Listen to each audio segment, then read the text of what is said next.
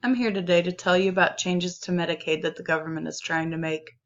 As someone who is on Medicaid, you should be concerned with these changes to the program because millions of people would be affected. It is important that you know what changes could be coming and exactly how you could be affected. So, what is Medicaid? Medicaid is a federal and state program that helps low-income people with medical costs. In 1965, President Lyndon B. Johnson signed amendments to the Social Security Act, which established the Medicaid and Medicare programs. According to the U.S. Department of Health and Human Services, Medicaid was created to expand access to mainstream health care for low-income individuals and families. The federal government provides the basic parameters for the program, but individual states make laws for Medicaid, which causes differences between states. The website says that the combination of Medicaid mandates and options has resulted in the emergence of 51 highly distinctive Medicaid programs. Even though the program has been around for over 50 years, there is still a stigma attached to the people who are Medicaid beneficiaries. It's past time to change the perceptions that people have about the program. Let's talk about two of the many myths and misconceptions about Medicaid. One of the most common misconceptions is that people who have Medicaid don't work.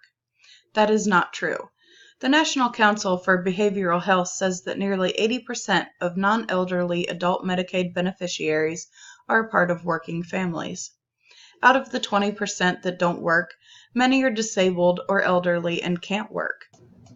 Another common myth is that Medicaid forces people to stay in poverty to avoid losing their coverage. That is false.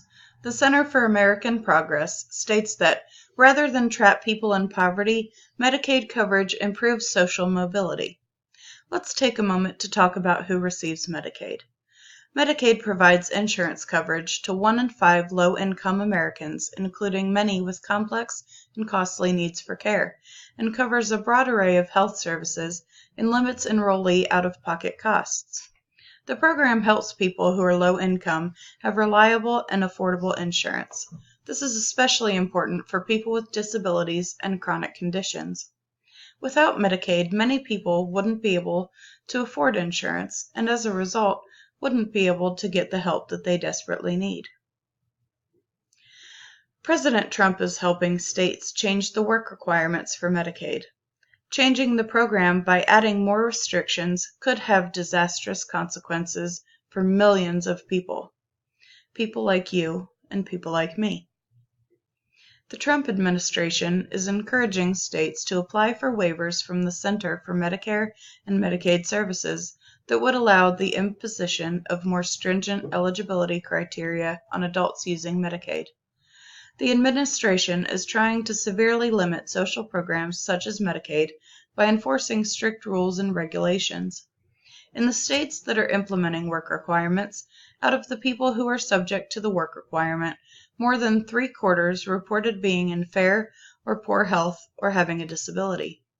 The 2010 Affordable Care Act was meant to expand Medicaid coverage. However, in many Republican-led states, Medicaid expansion has been outright rejected.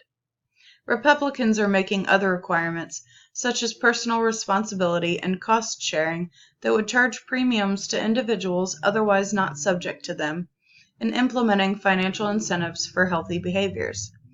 The implementation of a cost-sharing requirement is harmful because people on Medicaid are already over 125% under the poverty line. Being required to pay copays, deductibles, and premiums would be hard, if not impossible.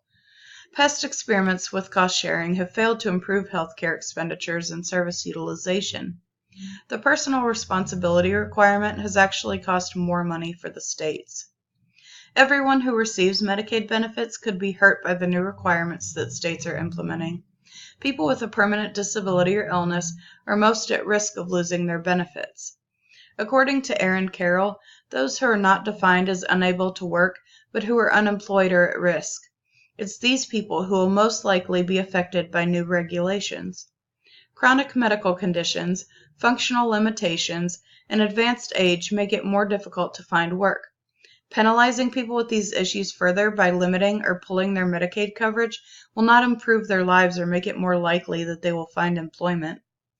We must stand up to the Trump administration and fight for our Medicaid rights. The program is vital for millions of Americans. Write to your governor and senator and demand the work requirement be changed for all of us.